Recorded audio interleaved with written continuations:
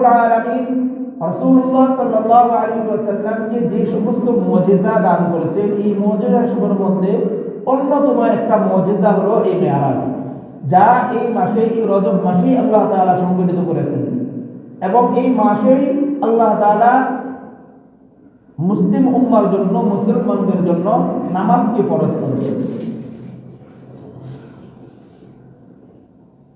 মেরাজ এমন একটা আশ্চর্য ঘটনা, যেটা স্বাভাবিকভাবে সাধারণ মানুষ তাদের আকল দিমাগে এইটা প্রবেশ করাই মুশকিল। এটা কিভাবে সম্ভব? তাও কি সম্ভব? এটা কি হইতে পারে? এখন তো বিজ্ঞান আবিষ্কার হয়েছে, বিজ্ঞানে অনেক দ্রুতগামী অনেক যান বা অনেক বাহন তৈরি হয়েছে। তখন 1450 বছর পূর্বে তখন এই সমস্ত বিজ্ঞান আবিষ্কার হয় নাই। তখন তাদের কাছে চিন্তায় ঢুকতো না কিভাবে এক জায়গা থেকে আরেক জায়গায়, এক দেশ থেকে আরেক জায়গায় মুহূর্তের মধ্যে চলে যেতে পারে। এটা তাদের মেজাজের মধ্যে ঢুকতো না। কিন্তু আল্লাহ রাব্বুল আলামিনের দ্বারা সম্ভব, আল্লাহ তাআলার দ্বারা সম্ভব। এটাই এই মেরাজের প্রমাণ, যে রাতের একটা অংশে তার প্রিয় হাবিবকে সাল্লাল্লাহু আলাইহি ওয়াসাল্লাম দুনিয়া থেকে প্রথম আসমান থেকে নিয়ে একদম আরশে আজিম পর্যন্ত আল্লাহ রাব্বুল আলামিন তার কাছে নিয়ে গেছেন। শুধু নিয়েই যায় নাই, দুই বন্ধু দীর্ঘক্ষণ সময় বসে আলোচনা করেছেন। দীর্ঘক্ষণ কতক্ষণ? দীর্ঘক্ষণ কতক্ষণ? আল্লাহু আকবার। এইগুলা বলতে চাইলে আবার আলোচনার মোড় অন্যদিকে চলে যাবে। বন্ধু, এক বন্ধু আরেক বন্ধুর সাথে যখন গল্প গুজব করে, আলোচনা করে, বন্ধুর সাথে দেখা, অনেকদিন পর এক বন্ধু আরেক বন্ধুর সাথে দেখা, যখন সাক্ষাৎ হয়, আল্লাহ রাব্বুল আলামিন দুনিয়ার যত টাইমলাইন আছে, টাইমলাইনের মধ্যে সুইচটা বন্ধ করে রাখেন। কি করে? টাইমলাইনের সুইচ বন্ধ করে রাখেন। দুনিয়া, এই যে এখন সময়ের চাকা ঘুরতেছে প্রতি মুহূর্তে, এই সময়ের চাকাটাকে আল্লাহ তাআলা বন্ধ করে দেন। কি বলেন? এটা আল্লাহ তাআলার দ্বারা সম্ভব কি সম্ভব না? সম্ভব। টাইমকে, সময়কে আটকে দেওয়া, এটা আল্লাহ তাআলার দ্বারা সম্ভব কিনা? অবশ্যই সম্ভব। যে সময়কে আল্লাহ তাআলা বানাইছেন, ওই সময়কে আল্লাহ তাআলা পরিচালনা করেন। আল্লাহ তাআলা এই সময়কে বন্ধ করে দেন এবং দুই বন্ধুর মধ্যে দীর্ঘক্ষণ কথা হয়। কতদিন কথা হয়? কোন কোন মুহাদ্দিসিন, মুফাসসিরিন বলেন যে ওই এক রাতে 27 বছর অতিবাহিত হয়ে যায়। সুবহানাল্লাহ। রাত কয়টা? রাতের একটা সামান্য অংশ। সাধারণ মেজাজে এটা চিন্তা করেন। আল্লাহ রাব্বুল আলামিন সূরা নাজিমের মধ্যে আল্লাহ তাআলা বলেন, লাকাদ রাআ মিন আয়াতি রাব্বিহিল কুবরা। আমার প্রিয় হাবিবকে আমি আসমানে উঠিয়ে তাকে আমার যত আশ্চর্য বড় বড় নিদর্শনগুলো আছে, এই সমস্ত নিদর্শনগুলো আমি আমার হাবিবকে দেখাইছি। সুবহানাল্লাহ। নবীজি সাল্লাল্লাহু আলাইহি ওয়াসাল্লাম যখন ঊর্ধ্বগমনে যান, তিনি যাইতে সময় অনেক কিছু রাস্তায় দেখে যান। জান্নাত দেখছে, জাহান্নাম দেখছে। জান্নাত কিরকম, কার জন্য কেমন জান্নাত দেওয়া হবে, এইগুলা সব ঘুরে ঘুরে দেখছেন। জাহান্নাম দেখছেন, জাহান্নাম কেমন, শাস্তি কেমন হবে, কোন অপরাধের শাস্তি কেমন দেওয়া হবে, এই সবগুলো দেখছেন। এবং জিবরাইলকে জিজ্ঞাসা করছেন, জিবরাইল, এই লোকটাকে এমন শাস্তি কেন দেওয়া হচ্ছে? জিবরাইল বলেন, ইয়া রাসূলুল্লাহ, তাকে এই অপরাধের জন্য এই শাস্তি দেওয়া হচ্ছে। আচ্ছা বলেন, এই যে এত কিছু দেখা, এইটা কি সময় লাগছে কি লাগে নাই? লাগছে। তাহলে আমরা যে বলি রাতের একটা অংশ, আমাদের দুনিয়ার হাইসিয়ত, দুনিয়ার সময় অনুযায়ী রাতের একটা অংশ, অথচ আল্লাহ তাআলা তখন সমস্ত টাইম লাইনকে আল্লাহ তাআলা বন্ধ করে দেয়। দুই বন্ধুর মধ্যে দেখা সাক্ষাৎ, কথাবার্তা হয়। এক বন্ধু আরেক বন্ধুকে তার সৃষ্টি জগতের যা আশ্চর্য ধরনের জিনিসগুলো আছে, এগুলো দেখাইতে থাকে। নবী সাল্লাল্লাহু আলাইহি ওয়াসাল্লামকে আল্লাহ রাব্বুল আলামিন মেরাজ দিয়েছেন কেন? এর অনেকগুলো কারণের মধ্যে একটা কারণ এই, আল্লাহ রাব্বুল আলামিন তার হাবিবকে তখন মেরাজে নিছেন যখন তার প্রিয় যারা আছে তারা কেউ ছিল না। দুনিয়ার মধ্যে তার সবচেয়ে প্রিয় ছিল হযরত খাদিজাতুল কুবরা রাদিয়াল্লাহু তাআলা আনহা, যিনি নবুয়ত প্রাপ্তির পরেই সাথে সাথে তিনি ইসলাম গ্রহণ করেছে এবং রাসূল সাল্লাল্লাহু আলাইহি ওয়াসাল্লামের উপর যত ধরনের আঘাত আসছে, যত জুলুম আসছে সব নিজে বহন করছে। এবং খাদিজা আমরা সকলে জানি মক্কার মধ্যে যত ধনন্তশালী বিজনেসম্যান ছিল, এই বিজনেসম্যানদের মধ্যে খাদিজা ছিল অন্যতম। আর এই সমস্ত সম্পদ নবীজি সাল্লাল্লাহু আলাইহি ওয়াসাল্লামের কদমে অক্ষ করে দেন। তো ওই বছর খাদিজা রাদিয়াল্লাহু তাআলা আনহা দুনিয়া থেকে বিদায় নেন। রাসূলুল্লাহ সাল্লাল্লাহু আলাইহি ওয়াসাল্লামের আরেকজন আপনজন ব্যক্তি ছিল, সে হলো আবু তালেব। কে ছিল? আবু তালেব। আবু তালেব রাসূলুল্লাহ সাল্লাল্লাহু আলাইহি ওয়াসাল্লামের চাচা, আপন চাচা, যে হযরত আলী রাদিয়াল্লাহু তাআলা আনহুর বাবা, যিনি মুসলমান হয় নাই। কি হয় নাই? মুসলমান হন নাই, কিন্তু নিজের সব সর্বস্ব দিয়ে রাসূল সাল্লাল্লাহু আলাইহি ওয়াসাল্লামের দেখভাল করেছে। ওই বছর তিনিও দুনিয়া থেকে চলে যান। এই দুইজন আপনজন যখন দুনিয়া থেকে চলে যায়, কাফের মুশরিকরা সুযোগ পাওয়া যায় রাসূলুল্লাহ সাল্লাল্লাহু আলাইহি ওয়াসাল্লামের ক্ষতি করার জন্য, তাকে আঘাত করার জন্য, তাকে কষ্ট দিতে তারা সুযোগ পেয়ে যায়। এরকম কষ্ট দিতেছে, বিভিন্ন কষ্ট দেওয়ার পরে এক পর্যায়ে আল্লাহ রাব্বুল আলামিন তার হাবিব সাল্লাল্লাহু আলাইহি ওয়াসাল্লামকে সান্ত্বনা দেওয়ার জন্য দুনিয়া থেকে মেরাজে আল্লাহ তাআলার দরবার নিয়ে যান। যে এই যে মেরাজ, এইটা আমাদের সাধারণভাবেই তো আমরা আমাদের বিশ্বাসযোগ্য হয় না। কিভাবে সম্ভব?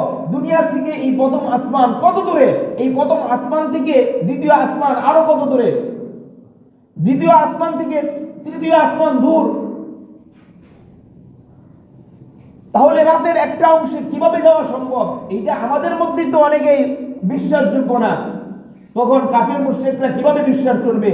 মুহতারাম হাজিরিন, রাসূলুল্লাহ সাল্লাল্লাহু আলাইহি ওয়াসাল্লাম যখন এই মেরাজের কথা, মেরাজ থেকে এসে কাফেরদের সাথে আলোচনা করে, কাফেররা তো হাসি ঠাট্টা এবং রাসূল সাল্লাল্লাহু আলাইহি ওয়াসাল্লামকে বিভিন্নভাবে বিদ্রূপ করা শুরু করলো, গালিগালাজ শুরু করলো যে মুহাম্মদ পাগল হয়ে গেছে। আগে তো বুঝতাম এমনিতেই, এখন থেকে বাস্তবে সে পাগল হয়েছে। সুলহে হুদাইবিয়ার পর রাসূলুল্লাহ সাল্লাল্লাহু আলাইহি ওয়াসাল্লাম যখন পৃথিবীর বিভিন্ন রাজা বাদশাদের কাছে এরকম ইসলামের দাওয়াত নিয়ে লোক পাঠায়, সাহাবায়ে কেরামদেরকে পাঠায়, তো আল্লাহর হাবিব সাল্লাল্লাহু আলাইহি ওয়াসাল্লাম তার প্রিয় সাহাবী দাহিয়া কলবি রাদিয়াল্লাহু তাআলা আনহুকে তাওহীদের এবং রিসালাতের একটা চিঠি লিখে হিরাক্লিয়াসের কাছে প্রেরণ করেন, যে রোমের সম্রাট ছিল। রোমের সম্রাট হিরাক্লিয়াসের কাছে প্রেরণ করে দাহিয়া কলবিকে ইসলামের দাওয়াত নিয়ে, তাওহীদের দাওয়াত নিয়ে। তো দাহিয়া কলবি রাদিয়াল্লাহু তাআলা আনহু যখন এই চিঠি নিয়ে রোম সম্রাট হিরাক্লিয়াসের কাছে পৌঁছায়, হিরাক্লিয়াস এই চিঠিটা দেখার পরে সে চিন্তা করতেছে চিঠির মধ্যে যে সমস্ত কথাগুলো উল্লেখ আছে যে একমাত্র রব আল্লাহ, বিশ্ব জাহানের প্রতিপালক একমাত্র আল্লাহ, আমি মুহাম্মদ সাল্লাল্লাহু আলাইহি ওয়াসাল্লাম আল্লাহ তাআলার পক্ষ থেকে একজন প্রেরিত বান্দা ও রাসূল। তুমি আল্লাহকে এক, আমাকে রাসূল মানো, মেনে তুমি মুসলমান হয়ে যাও। এই দাওয়াতটা ছিল রাসূল সাল্লাল্লাহু আলাইহি ওয়াসাল্লামের পক্ষ থেকে হিরাক্লিয়াসের কাছে। চিঠি নিয়ে গেছিল কে? দাহিয়া কলবি। কে নিয়ে গেছিল? দাহিয়া কলবি রাদিয়াল্লাহু তাআলা আনহু এই চিঠি নিয়ে গেছে। চিঠি বাহক দাহিয়া কলবি প্রেরণ করেছে রাসূল সাল্লাল্লাহু আলাইহি ওয়াসাল্লাম কার কাছে? হিরাক্লিয়াস, রোম সম্রাট হিরাক্লিয়াসের কাছে। যখন হিরাক্লিয়াসের কাছে এই চিঠি প্রেরণ করে, হিরাক্লিয়াস দেখে যে চিঠির যে কথা তো সব ঠিক, কারণ বিশ্বের প্রতিপালক তো একজন, রব মালিক একজন আল্লাহ, তাকে মানতে বলতেছে, তার পক্ষ থেকে প্রেরিত রাসূল মুহাম্মদ। এই লোকটা সম্পর্কে তো আমি জানি না। বাড়ি কোথায়? দেখলেন মক্কায়। বংশ কি? দেখলেন কুরাইশ বংশ। এই সব কিছু দেখলেন, দেখার পরে এখন চিন্তা করতেছে এই লোকটা সম্পর্কে আমার জানার প্রয়োজন। আমি যে একটা ধর্ম মানবো, আমি পূর্বে যে ধর্ম ছিলাম এই ধর্ম ত্যাগ করে আরেকটা ধর্ম মানবো, যে আমার কাছে চিঠিটা প্রেরণ করেছে তার সম্পর্কে জানার প্রয়োজন আছে না? এখন লোক পাঠাইলো, দেখো তো এই রোমের মধ্যে মক্কার কোনো বণিক কাফেলা আসেনি, ব্যবসায়ী কোনো কাফেলা এই মক্কার আমাদের রোমে আসছে কিনা।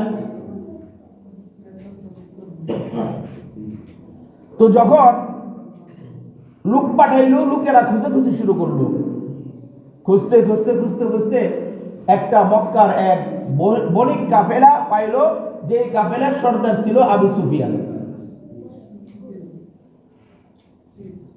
মক্কার যে বণিক কাফেলা, এই বণিক কাফেলার সর্দার ছিল আবু সুফিয়ান, যে তখনও মুসলমান হয় নাই। কি হয় নাই? তখনও মুসলমান হয় নাই।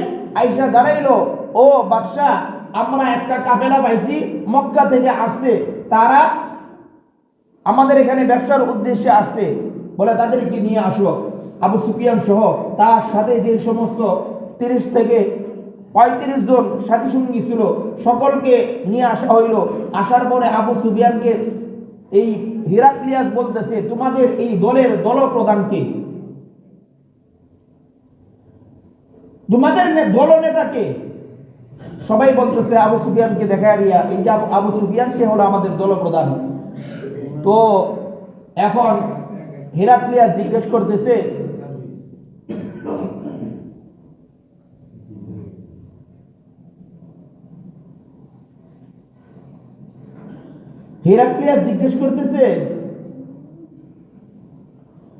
যে তুমি যে মক্কা থেকে আসছো, মক্কা থেকে আমার কাছে একটা চিঠি আসছে, যে চিঠিটা লিখছে মুহাম্মদ, তার বাবা আব্দুল্লাহ, তুমি তার সম্পর্কে কি জানো?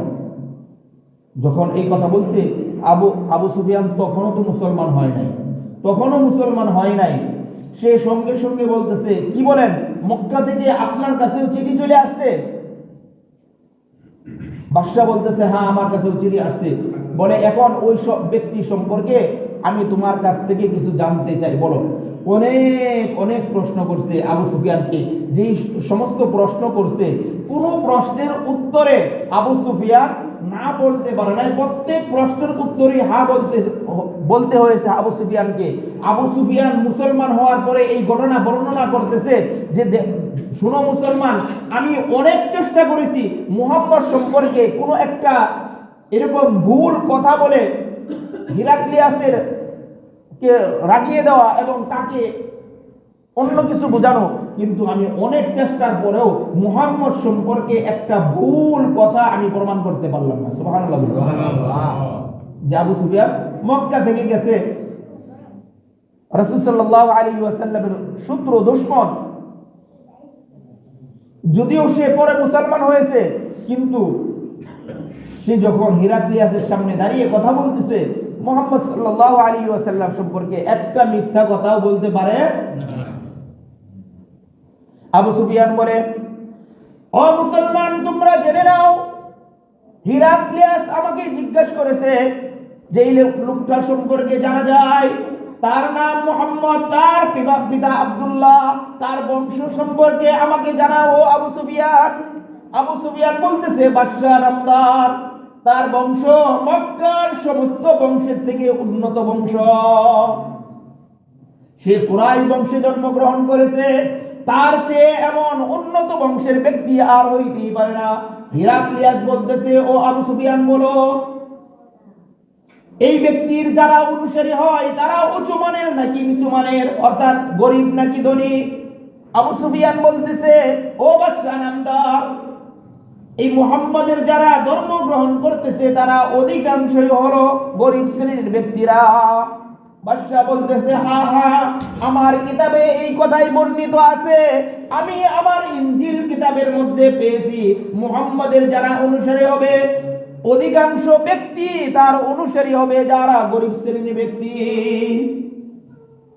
আবু সুফিয়ানকে হিরাক্লিয়াস বলতেছে, ও আবু সুফিয়ান বলো, মক্কার যেই ব্যক্তিটা নবী দাবি করেছে সে কি তোমাদের কাছে কখনো মিথ্যা কথা বলছে কিনা? আবু সুফিয়ান বলতেছে, ও বাদশা নামদার, আমার অনেক সাথী সঙ্গী রয়েছে, আমি এদের সামনে মিথ্যা কথা বলতে পারবো না। বাদশা নামদার, তার এখন পর্যন্ত কোনো একটা মিথ্যা কথা আমরা প্রমাণ করতে পারি নাই। আরো বিভিন্ন রকমের প্রশ্ন করার পর আবু সুফিয়ান সে বলতেছে, মনে মনে ভাবতেছে, এই মুহাম্মদ সম্পর্কে আমার একটা কিছু বলতেই হবে, এমন একটা কথা বলবো যেই কথা বলার পরে বাদশা মুহাম্মাদের বিদ্বেষী হয়ে যাবে, বাদশা এই মুহাম্মদ থেকে মুখ ফিরিয়ে নিবে, এমন একটা কথা বলবো। আবু সুফিয়ান বলতেছে, ও বাদশা হিরাক্লিয়াস, এই ব্যক্তিটা কেমন? এতক্ষণ পর্যন্ত আপনি আমাকে জিজ্ঞেস করছেন, আপনি যা জিজ্ঞেস করছেন সব সত্য সত্য আপনার কাছে উত্তর দিয়েছি। সে সত্য নবী কিনা এইটা আপনার সাথে প্রমাণ করার জন্য সামান্য একটা ঘটনা বলবো। এই ঘটনা বলার পর আপনি বুঝবেন ওই লোকটা পাগল নাকি মিথ্যাবাদী। সে কেমন? আবু সুফিয়ান চাইল রাসূল সাল্লাল্লাহু আলাইহি ওয়াসাল্লামকে হেয় করার জন্য, তাকে মিথ্যাবাদী প্রমাণ করার জন্য, তাকে পাগল প্রমাণ করার জন্য আবু সুফিয়ান ঘটনা টানবার চাইল। কি ঘটনা? আবু সুফিয়ান বলতেছে, ও বাদশা, আমি তার সম্পর্কে সামান্য কিছু বলবো, তারপরে আপনি বুঝবেন এই লোকটা কেমন। আবু সুফিয়ান মনে মনে চিন্তা করেছিল, যদি আমি এই মেরাজের কথা বলি তাহলে বাদশা বুঝবে যে এই লোকটা আসলে মিথ্যাবাদী কিংবা সে পাগল। কারণ যেটা সম্ভব না ওই রাতের একটা অংশে, সামান্য একটা অংশে যেটা সম্ভব না, এটা যখন বাদশার সামনে বলবো, বাদশা ঠিকই তাকে মিথ্যাবাদী প্রমাণ করবে, মিথ্যাবাদী ধরে নেবে।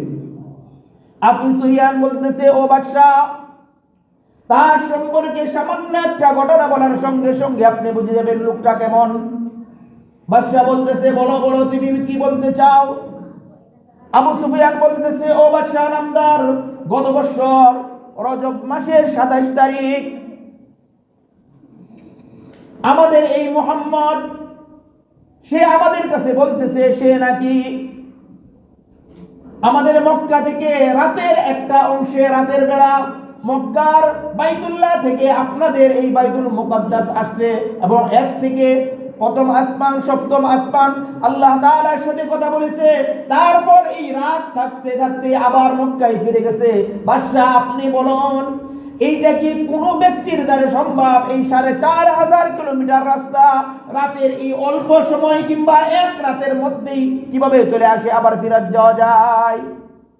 আপনি বলুন, একটা ঘোড়া নিয়ে যদি আমরা আসতে চাই আমাদের 3 মাস 4 মাস লেগে যায়। আর সে বলতেছে রাতের বেলা সে আসছে, আবার এই রাতেই ফিরে চলে গেছে। এইটা আপনি বলেন দেখি, এটাকে সম্ভব? বাদশা যত শুনতে সে অবাক হইতেছে, কি বলে রাতের এই একটা অংশের মধ্যে কিভাবে একজন ব্যক্তি আইসা আবার ফেরত যাওয়া যায়? ও বন্ধু, এই বাদশা হিরাক্লিয়াসের পাশেই ছিল ওই বাইতুল মুকাদ্দাসের বড় ধর্মযাজক, বড় যে ধর্মগুরু, ওই ব্যক্তি বাদশা হিরাক্লিয়াসের সাথেই বসা ছিল। সে বলতেছে, ও আবু সুফিয়ান, আমি তোমাকে কয়েকটি কথা বলবো, ওই কয়েকটি কথার সঠিকভাবে উত্তর দিবে, তাহলে আমি ধরে নিব ওই লোকটা এই মক্কায় এই বাইতুল মুকাদ্দাসে আসছে কিনা। আবু সুফিয়ান বলতেছে, কি জানতে চাও? ওই ধর্মযাজক বলতেছে, ও আবু সুফিয়ান, তুমি বলো, যে রাতে সে এই বাইতুল মুকাদ্দাসে আসছে ওই রাতটা কোন মাসের কত তারিখ হয়েছিল? আবু সুফিয়ান বলতেছে, এই যে রাতের কথা বলেছিল ওই রাতটা রজব মাসের 27 তারিখ হয়েছিল। রজব মাসের 27 তারিখ সে এই ঘটনা ঘটাইছে।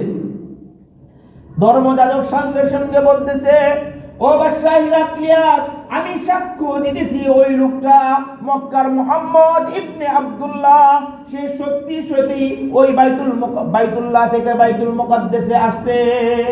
সুবহানাল্লাহ। কে সাক্ষ্য দিতেছে? বাইতুল মুকাদ্দাসের যে ধর্মযাজক ছিল, মসজিদে আকসার যে ধর্মযাজক ছিল, সে সত্য প্রমাণ করতেছে, সে সত্যায়িত করতেছে। আমি সাক্ষ্য দিতেছি যে এই রাতে মুহাম্মদ আসছে। বাদশা বলতেছে, তুমি কিভাবে সাক্ষ্য দাও এই রাতে মুহাম্মদ মক্কা থেকে এই বাইতুল মুকাদ্দাসে আসছে, তুমি কিভাবে সাক্ষ্য দাও? ধর্মযাজক বলতেছে, ও বাদশা, তাহলে শুনুন, আমার স্পষ্ট মনে আছে আমি প্রতি রাত ইবাদত করার পরে রাতের বেলা আমি বাইতুল মুকাদ্দাসের প্রত্যেক দরজা জানালা লাগিয়ে তারপর আমি আমার হুজরায় যাই। কোথায় যাই? আমি যখন রাতে ইবাদত করি, ইবাদত করার পরে এই বাইতুল মুকাদ্দাসের সব দরজা জানালা ভালোভাবে লাগিয়ে তারপর আমি কোথায় যাই? আমার ঘরে যাই। কারণ বাইতুল মুকাদ্দাস এটা এখন তো এই অবস্থা, এই বাইতুল মুকাদ্দাস তৈরি হয়েছে হযরত সুলাইমান আলাইহিস সালাতু ওয়াস সালাম। এই বাইতুল মুকাদ্দাসের যে ডিজাইন এবং কারুকার্য সব করছে কে? সুলাইমান আলাইহিস সালাতু ওয়াস সালাম। কার মাধ্যমে করেছে জানি? জিনদের মাধ্যমে। কাদের মাধ্যমে? জিনদের মাধ্যমে। চিন্তা করতে পারেন, সুলাইমান আলাইহিস সালাম জিনদেরকে ডাইকা বলছে, আমি এই জমিনের উপরে যে সমস্ত পাথরগুলো আছে, এই পাথরগুলোর মধ্যে ময়লা মরিচিকা পড়ছে, আমি এই পাথর দিয়ে বাইতুল মুকাদ্দাস আল্লাহ তাআলার ঘর বানাইবো না। তোমাদেরকে হুকুম দিলাম তোমরা সমুদ্রে যাবে, সমুদ্রের নিচে থেকে সুন্দর সুন্দর পাথর এই বাইতুল মুকাদ্দাস তৈরি করার জন্য নিয়ে আসবে। কি দিয়া? পাথর দিয়া। কোত্থেকে পাথর আছে? সমুদ্রের নিচে। বলেন জিনদের দ্বারা সম্ভব না? জিনদের দ্বারা সম্ভব। এই কাজ জিনদের দিয়ে করাইছে। এই কথা বলতে চাইলে আবার অন্যদিকে চলে যাব, এটা বলবো না। তো এই বাইতুল মুকাদ্দাসের এত কিছু দিয়ে আল্লাহ তাআলা এই বাইতুল মুকাদ্দাস সুলাইমান আলাইহিস সালাম কারুকার্য করছে, জিনদের মাধ্যমে কারুকার্য করছে। এটা স্বর্ণ দিয়ে এটা পুরোটা মোড়াইছে, এত মূল্যবান পাথর দিয়ে এই কাজ করছে। মূল্যবান জিনিস এই কাজ করার পরে এখন রাতের বেলা এটা এমনি ফেলায় হয়ে যাবো নাকি লাগায় হয়ে যাবো? আমরা হয়তো সামান্য কিছু মিশিং আসিন মসজিদের ভিতরে আছে, এইগুলা যাতে চুরে না নিয়ে যায়। কি তালা একটা ছিল, ডাবল করা হয়েছে যাতে এইগুলা চুরে না নিয়ে যায়। রাতের বেলা নিয়ে যেতে পারো তো নাকি? তো ওই ধর্মযাজক বলতেছে, আমি যখন রাতে ইবাদত করে আমার হুজরায় আমার ঘরে যাই, যাওয়ার পূর্বে আমি এই বাইতুল মুকাদ্দাসের সব দরজা জানালা ভালোভাবে লাগিয়ে রেখে যাই। ও বাদশা নামদার, যে রাতের কথা আবু সুফিয়ান বলতেছে, ওই রাতের সামান্য ঘটনা আপনার কাছে বলি। ও বাদশা, আমি রাতে যখন ইবাদত করলাম, ইবাদত করার পরে সমস্ত লোক তাদের ঘরে চলে গেল, আমি এখন বের হয়ে আমি দরজা জানালা সব লাগাইতেছি, কিন্তু বাইতুল মুকাদ্দাস, আমার এই বাইতুল মুকাদ্দাসের প্রধান যে দরজা গেট রয়েছে, এই গেটটা আমি কোনো অবস্থাতেই লাগাইতে পারতেছি না। আমি লাগাইবো, সব লাগাবো, কিন্তু এটা লাগাইতে পারতেছি না।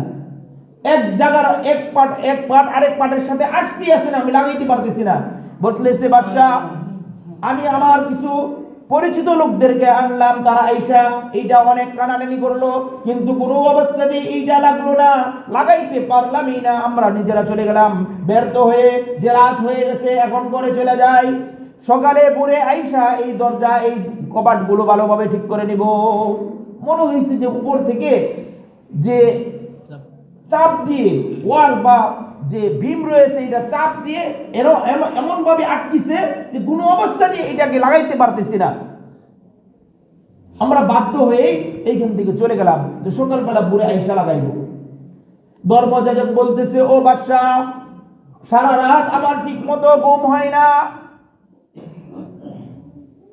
রাতে যখন রাত শেষ হইল, ভোর বেলায় আমি আমার হুজরা থেকে চলে আসলাম, যাই দেখি এই মসজিদে আকসার আল্লাহ তাআলার ঘরের কোনো কিছু চুরি হয়েছে কিনা। দ্রুত আমি আসলাম, আয়েশা দেখি হায় হায় কি অবস্থা এই বাইতুল মুকাদ্দাসের আঙ্গিনায়। মনে হইতেছে রাতে কত হাজার হাজার লোকের আগমন ঘটেছিল। আমি এখন আয়েশা, মানুষ রাতে আসলে, কিছু মানুষ যদি রাতে আসলে তো তাদের পায়ের আনাগোনা বা পায়ের ছাপ বা বিভিন্ন আলামত বোঝা যায়। কি বলেন, বোঝা যায় না? যে এখানে যে কয়েকশো মানুষ আসছিল বা অধিক পরিমাণে মানুষ আসছিল, এগুলার আলামত বোঝা যায়। কারণ মানুষ এক জায়গায় আসলে তাদের খাবারের কিছু জিনিস পরে থাকে, পায়ের দাগ পরে থাকে, বিভিন্ন রকমের ময়লা হয়ে থাকে। তারা যে আসছে, গোড়ার দাগ, বিভিন্ন দাগ এরকম দেখা যায়। ধর্মযাজক বলতেছে, ও বাদশাহ নামদার, আমি বাইতুল মুকদ্দাসের কপাটে গেলাম, ওই দরজার মধ্যে এখন আমি লাগাইতে চাইলাম, দেখি আগের মতো এখন স্বাভাবিক হয়ে সে লাগতেছে, এখন স্বাভাবিকভাবে সে লাগে। সারা রাতে এত চেষ্টা করলাম, লাগাইতে পারলাম না, এখন স্বাভাবিক লাগতেছে। ও বাদশাহ, আমি গিয়ে বাইতুল মুকদ্দাসের চতুর্দিক ভালোভাবে খেয়াল করলাম, যায় দেখি বাইতুল মুকদ্দাসের যে পাথর রয়েছে, এই পাথরের মধ্যে পূর্বের যত নবী পয়গম্বর আছে, সমস্ত নবী পয়গম্বরগণ এই পাথরের মধ্যে আইসা তাদের বাহনগুলোকে বাঁধছে। এই বাঁধার নিদর্শন এতদিন পর্যন্ত ছিল না।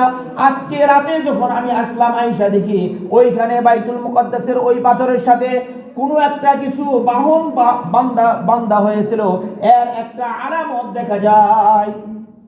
কি করা যায়? বহুদিন বড় একটা পাথর পড়ে আছে, এই পাথরের সাথে কোনো কিছু বান্ধা হয় না, ময়লা টয়লা উপরে কিছু জমে কি জমে না? আবার যে আপনি একটা কিছু দিয়ে বাঁধবেন, ওই পাথরকে বাঁধলে বান্দার একটা দাগ পড়বে কি পড়বে না? ধর্মযাজক বলতেছে, বাদশাহ, আমি আইসা দেখলাম, মনে হইছে রাতে কেহ এখানে কিছু বাঁধছে। ও বাদশাহ, তখনই আমার বুঝে আইসা গেছে এই রাত্রে আল্লাহ রাব্বুল আলামিন কি কারণে তার এই ঘরের দরজা লাগতে দেয় নাই। হয়তোবা আল্লাহ রাব্বুল আলামিনের কোন পুণ্যবান ব্যক্তি আজকে এই ঘরে আসবে এবং ইবাদত করবে, এই জন্য আমার দ্বারা এই কপাট লাগাইতে দেয় নাই। আজকে আবু সুফিয়ানের কথাই আমি বুঝতে পারলাম, আল্লাহ রাব্বুল আলামিন হয়তোবা মক্কার ওই মুহাম্মদ সাল্লাল্লাহু আলাইহি ওয়াসাল্লাম সে আসবে, এই উপলক্ষে আল্লাহ রাব্বুল আলামিন এই বাইতুল মুকদ্দাসের দরজা লাগাইতে দেয় নাই।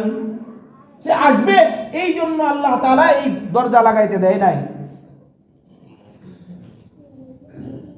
তা রাসূল সাল্লাল্লাহু আলাইহি ওয়াসাল্লাম তো বাইতুল মুকদ্দাসে গেছেন, ওইখানে তিনি একা ছিলেন নাকি আরো পয়গম্বর ছিলেন? আল্লাহ তাআলার যত নবী পয়গম্বর আছে, সমস্ত নবী পয়গম্বরদেরকে ওইখানে উপস্থিত করেছে। উপস্থিত করে রাসূল সাল্লাল্লাহু আলাইহি ওয়াসাল্লামের ইমামতিতে ওইখানে কি করেছেন? নামাজ আদায় করেছেন। মুহতারাম হাজিরিন, আমার এই ঘটনা বলার উদ্দেশ্য হলো, আল্লাহ রাব্বুল আলামিন তখনকার যুগে বাইতুল মুকদ্দাসের অন্য ধর্মের একজন ধর্মযাজকের জবান দিয়ে রাসূলুল্লাহ সাল্লাল্লাহু আলাইহি ওয়াসাল্লামের এই মেরাজটাকে সত্যায়িত করেছে। আবু সুফিয়ান বলতেছে, আমি যেই জিনিসের মাধ্যমে মুহাম্মদকে আটকাইতে চাইলাম, আমার জবান দিয়ে এই কথা বের হওয়ার পর ওই জিনিস মুহাম্মদের জন্য বড় প্রমাণ হয়ে গেল। আমি যেইটা দ্বারা মুহাম্মদকে কি করতে চাইলাম, হেয় প্রতিপন্ন করতে চাইলাম, এটাই মুহাম্মদের জন্য বড় একটা প্রমাণ হয়ে দাঁড়াইল। আমি বহু চেষ্টা করেও মুহাম্মদ সাল্লাল্লাহু আলাইহি ওয়াসাল্লাম সম্পর্কে বিন্দু মাত্র কোনো মিথ্যা ঘটনা রটাইতে পারলাম না। আবু সুফিয়ান এই ঘটনাগুলো বলতেছে সেই মুসলমান হওয়ার পরে। আগে পর্যন্ত তো আবু সুফিয়ান মুহাম্মদ সাল্লাল্লাহু আলাইহি ওয়াসাল্লামের কঠিন দুশমনই ছিল। মুহতারাম হাজিরিন, এই মেরাজের মাসটা হলো এই মাস, এই মাসটাই হলো মেরাজের মাস। এই মাসের মধ্যেই আল্লাহ রাব্বুল আলামিন তার হাবিব সাল্লাল্লাহু আলাইহি ওয়াসাল্লামকে এই এত বড় এক সম্মানে সম্মানিত করেছে। এবং এই মাসেই আল্লাহ রাব্বুল আলামিন কি করেছেন? নামাজকে ফরজ করেছেন। কি ফরজ করেছেন? নামাজ। কোরআন অবতীর্ণ হয়েছে বহু আগে, নবুয়ত প্রাপ্তির সাথে সাথে কোরআন অবতীর্ণ হয়েছে, কোরআন নাজিল হয়েছে, দীর্ঘদিন পর্যন্ত কোরআন নাজিল হয়েছে, কিন্তু নামাজ তো ফরজ হয় নাই। নামাজ ফরজ হয় নাই। নামাজ কখন ফরজ হয়েছে? ওই মেরাজে যাওয়ার পরে কি হয়েছে? নামাজ ফরজ হয়েছে। এই রজব মাসে এই মাসেই আল্লাহ রাব্বুল আলামিন উম্মতে মুহাম্মাদের জন্য আল্লাহ তাআলা এই নামাজকে দিয়েছে, এই নামাজকে তাদের উপরে ফরজ করে দিয়েছে। মুহতারাম হাজিরিন, সম্মানিত উপস্থিতি, আল্লাহ রাব্বুল আলামিনের পক্ষ থেকে আল্লাহ তাআলা আমাদের এই উম্মতে মুহাম্মদীকে আল্লাহ তাআলা যেই পরিমাণ সম্মানিত করেছেন, যে আমাদের নবীকে আল্লাহ তাআলা স্বচক্ষে জান্নাত দেখাইছেন, স্বচক্ষে জাহান্নাম দেখাইছেন। তিনি স্বচক্ষে সশরীরে জান্নাত জাহান্নাম দেখে আসছেন এবং কোন ধরনের ইবাদত করলে তাকে কি পরিমাণ কোন জান্নাতে যাওয়া হবে এইটাও দেখে আসছেন, এবং কি অপরাধ করলে কি গুনাহ করলে তাকে কি পরিমাণ শাস্তি দেওয়া হবে এইটাও রাসূলুল্লাহ সাল্লাল্লাহু আলাইহি ওয়াসাল্লাম স্বচক্ষে দেখে আসছেন। এমন না যে না দেখে বিশ্বাস করতেছি। আমরা মুসলমান, আমরা যদিও কি দেখি নাই, জান্নাত দেখি নাই, জাহান্নাম দেখি নাই, কিন্তু আমাদের প্রতিনিধি, আমাদের নেতা, আমাদের নবী সাল্লাল্লাহু আলাইহি ওয়াসাল্লাম স্বচক্ষে জান্নাত জাহান্নাম সবকিছু দেখে আসছে। আমরা এই কথার উপরে বিশ্বাস রেখেছি। কি বলেন? যার কথা মক্কার কাফির মুশরিকরাও কি করতে পারে নাই, ভুল প্রমাণ করতে পারে নাই, এমন একজন ব্যক্তি দেখে আসছে। এইটা কি বলেন সত্য কি সত্য না? জান্নাত আছে না নাই? আছে। সত্য তো? জাহান্নাম আছে না নাই? আছে। আমাদের আমলে, আমাদের কর্মকাণ্ডে তো বোঝা যায় না যে জান্নাত জাহান্নাম আছে না নাই। কি বলেন? বোঝা যায়? আল্লাহু আকবার। এতবার এত কিছু করে বলার পরেও দেখেন গত বছর রাতে কি পরিমাণ সম্পদ অপচয় হয়েছে। কি 30 কি পরিমাণ সম্পদ অপচয় হয়েছে। একজন লোক বলেন তো দেখি, ওই দিন এই আতশবাজি এবং ফানুস ওড়ানোর মাধ্যমে কি লাভ হয়েছে? কয় টাকার লাভ হয়েছে? আরো ক্ষতি হয়েছে। ইন্নাল মুবাজ্জিরিনা কানু ইখওয়ানা শায়াতিন। এই যে অপচয়কারী কার ভাই? শয়তানের ভাই। যে লক্ষ কোটি টাকা, আচ্ছা বলেন তো দেখি, কয়েকশো কোটি টাকা এখানে আজকে এই ঢাকার ভিতরে খরচ হয় নাই? আরো বেশি হবে, যে পরিমাণ দেখলাম আরো বেশি হবে।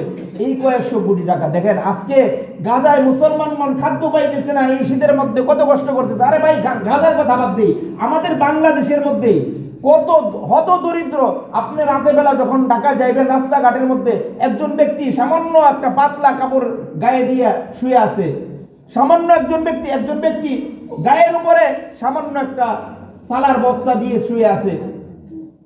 আমরা যদি এই সম্পদগুলো এইভাবে নষ্ট না করে, যদি এই হত দরিদ্র, এখন যে শীত চলতেছে, এই শীত মৌসুমে এই দরিদ্রদের মাঝে আমরা আমাদের এই টাকাগুলো, এক বছরের টাকাগুলো বিলি করতাম, তাইলেই কিন্তু হয়ে যেত। কি বলেন? আমরা করি না। ঢাকা শহরের ভিতরে তাপমাত্রা 12-13 চলে আসছে, 11-12 চলে আসছে। ঢাকার বাইরে কি পরিমাণ তাপমাত্রা নামছে? 5, 6, 7 এরকম চলে আসছে। তাহলে আমাদের চেয়েও বেশি ঠান্ডা ওই সমস্ত অঞ্চলে কিনা? ঢাকা শহরের মানুষ আমরা যারা থাকি প্রত্যেকেই কিছু না কিছু এরকম শীতের জন্য তারা কি করে, তাদের শীত বস্ত্র আছে। গ্রাম অঞ্চলে অনেক মানুষ এরকম আছে যাদের শীত বস্ত্রও নাই। কি বলেন, আছে না? তাহলে আমরা যদি কিছু এরকম অপচয় না করে, মুসলমানের সন্তান যদি এইভাবে অপচয় না করে, খরচ না করে আমরা এই গরিব দুঃখীর মধ্যে বিলি করতাম, তাহলে আমরা আমাদের দুনিয়া, একজন গরিবকে আপনি সাহায্য করে দেখেন না, আপনার দিলের মধ্যে তৃপ্তি আসবে, আপনি অন্যরকম একটা প্রশান্তি ফিল করবেন। কিন্তু আমরা এটার মধ্যে নেই। মুহতারাম হাজিরিন, আপনারা সকলে জানেন আমাদের ইত্তেহাদুল উলামা নামক উলামায়ে কেরামদের একটা সংগঠন আছে। আমরা উদ্যোগ নিয়েছি যে এই সপ্তাহের ভিতরেই আমরা উদ্যোগ নিয়েছি, আমরা দরিদ্রদের মধ্যে শীত বস্ত্র বিতরণ করব। আপনারা সকলেই অবগত আছেন, যখন ফেনী, নোয়াখালী ওইদিকে বন্যা হয়েছিল গত বছরে তো মনে হয়, আমরা আপনাদের কাছ থেকেই এরকম প্রায় 35 থেকে 36 লক্ষ টাকার এরকম অনুদান তাদের কাছে পৌঁছাইছে, খাদ্য সহ কাপড় টাপড় আমরা আপনারা সাক্ষী অনেকেই আপনাদের কাপড় আইনা দিচ্ছেন, পৌঁছায় দিচ্ছি। ওলামা ইকরামরা নিজের তত্ত্বাবধানে নিজে এই যে যাতায়াত খরচ নিজের পকেট থেকে সব ওইখানে যাবে, যারা যাবে সফরে এগুলা নিয়ে যাবে, নিজের টাকা খরচ করে এগুলা বিলি করবে। এইখান থেকে এই ফান্ড থেকে কোনো টাকা খরচ করতে পারবে না। এরকম আগ্রহবান ওলামা ইকরামকে দিয়ে আমরা এগুলা কাজ পরিচালনা করে থাকি।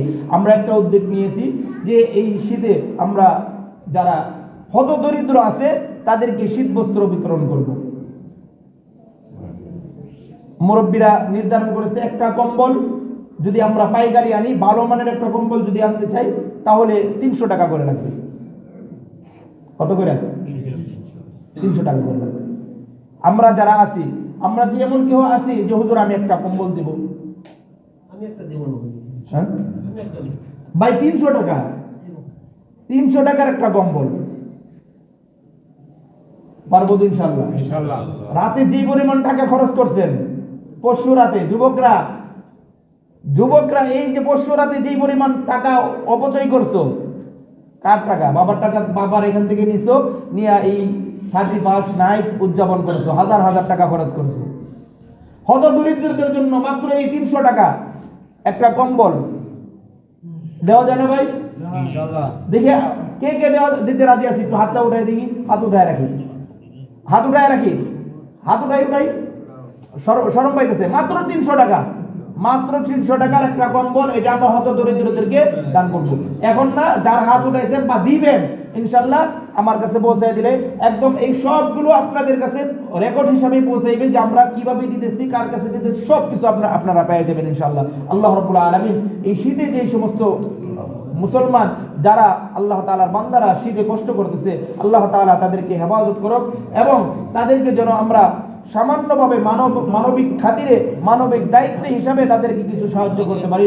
আল্লাহ তাআলা আমাদেরকে তৌফিক দান